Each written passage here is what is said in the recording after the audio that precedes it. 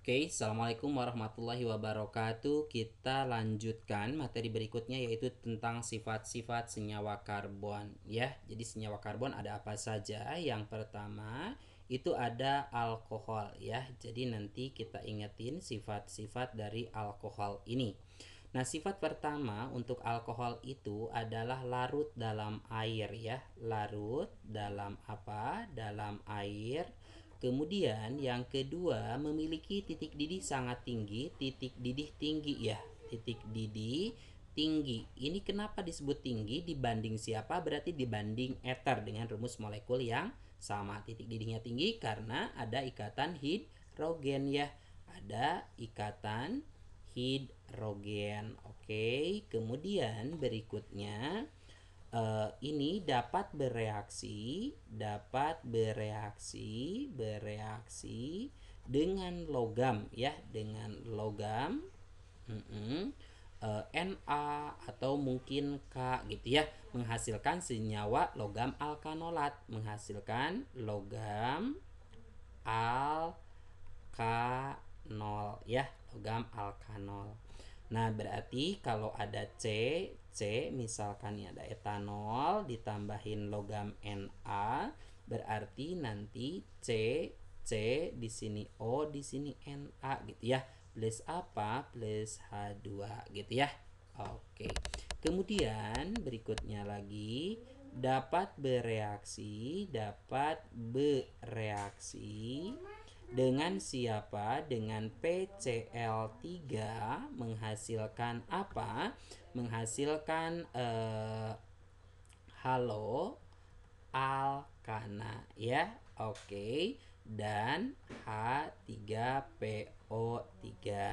Jadi kalau ada alkohol CCOH ditambah dengan PCl3, nanti produknya adalah CC, lalu di sini Cl ditambah dengan H3PO3. Untuk kesetaraan tinggal disetarakan saja. Oke ya. Lalu berikutnya ini dapat bereaksi dengan siapa? Dengan asam karboksilat ya, dengan karboksilat menghasilkan apa? Menghasilkan senyawa ester ya. Seperti di bab sebelumnya kita sudah bisa membuat reaksi esterifikasi ya. Kemudian berikutnya lagi di sini dapat diapain? Dapat dioksidasi ya, dapat dioksidasi menghasilkan apa? Menghasilkan, ingetin, menghasilkan aldehid gitu ya, aldehid. Kemudian dioksidasi lagi menghasilkan apa? Menghasilkan asam karboksilat ya, karboksilat. Ini untuk siapa? Untuk alkohol primer ya. Tapi kalau untuk alkohol sekunder berarti ini dapat oksidasi menghasilkan apa? Menghasilkan keton ya, diingetin. Nah, ini sifat dari alkohol ini untuk alkohol sekunder. Kalau alkohol tersier tidak bisa dioksidasi karena sudah tidak ada hak lagi. Kemudian ini digunakan untuk apa? Digunakan untuk apa? Untuk apa namanya? Antiseptik ya. Antiseptik. Jadi kalau kalian luka biasanya menggunakan alkohol terlebih dahulu ya. Jadi digunakan untuk antiseptik. Berikutnya yang kedua itu ada ether ya. Untuk ether sifatnya apa saja? Secara umum kebalikan daripada alkohol. Yang pertama itu adalah tidak larut air ya, tidak larut air. Kenapa? Karena dia bersifat non polar. Kemudian yang kedua, titik didihnya bagaimana? Titik didihnya rendah ya, titik didih rendah karena tidak ada ikatan hidrogen, bahkan dia mudah menguap. Lalu berikutnya tidak bereaksi ya, tidak bereaksi dengan siapa? Dengan logam tidak bereaksi juga tidak bereaksi dengan PCl3, juga not reaction dengan asam asetat, oke, dengan asam asetat gitu ya, diingetin. Kemudian berikutnya lagi ini dapat bereaksi dengan asam halida ya. Oke, menghasilkan apa? Menghasilkan haloalkana. Oke, haloalkana dan apa? Dan alkohol ya, diingetin. Jadi kalau ada senyawa semacam ini, ada O di sini C ditambah dengan asam halida, nanti produknya apa? C panjang akan membentuk sebagai alkohol, kemudian C pendek sebagai haloalkana. Yang alkohol berarti potong di sini, H-nya berarti masuk ke C yang panjang ya. O-nya nempel di sini. Lalu C ini berarti CH3 sama siapa? Sama Cl gitu ya. Itu untuk reaksi dengan asam halidanya. Kemudian berikutnya yang terakhir, nah ini digunakan untuk apa? Digunakan untuk anestesi ya, anestesi atau biasa kita kenal dengan obat bius ya. Oke, nah itu untuk ether. Lalu berikutnya yang ketiga ada keton dulu ya, boleh keton dulu ya. Oke, keton.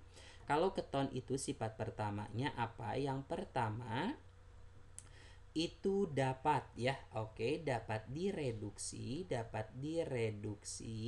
menjadi apa coba? Menjadi alkohol sekunder ya. Kemudian ini tidak dapat bereaksi dengan siapa? Dengan pereaksi Fehling maupun Tolen ya, Fehling ataupun Tolen, sehingga senyawa ini disebut uji negatif terhadap reaksi-reaksi ini ya. Kemudian digunakan untuk apa? Digunakan untuk pelarut ya, pelarut, terutama pelarut cat kuku ya, pelarut cat kuku biasa kita kenal dengan sebutan aseton gitu ya. Oke, nah itu untuk keton. Lalu yang keempat itu ada aldehid gitu ya. Kalau aldehid itu seperti apa sifatnya? Berarti dapat diapain? Dapat dioksidasi.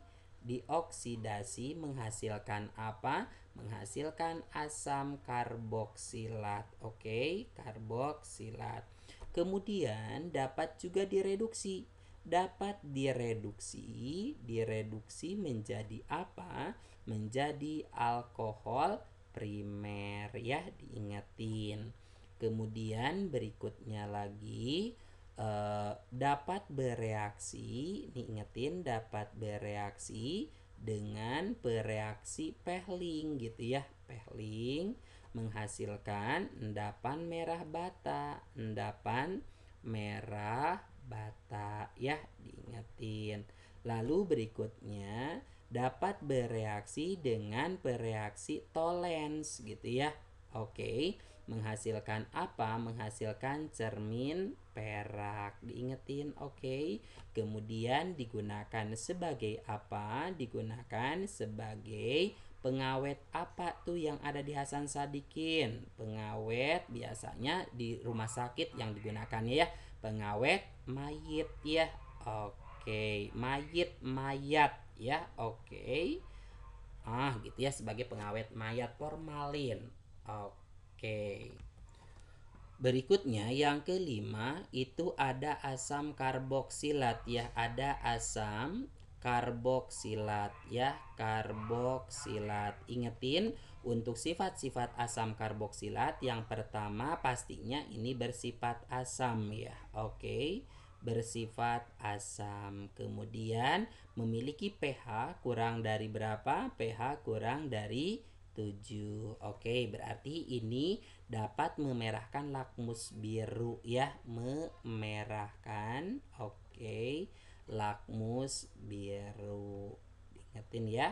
Nah, kemudian berikutnya ini dapat direduksi juga, dapat direduksi menjadi apa? Menjadi aldehid dulu gitu ya, aldehid. Kemudian aldehid akan tereduksi lagi menjadi alkohol primer. Oke, gitu ya. Kemudian ini dapat bereaksi dengan siapa? Dengan logam gitu ya. Oke.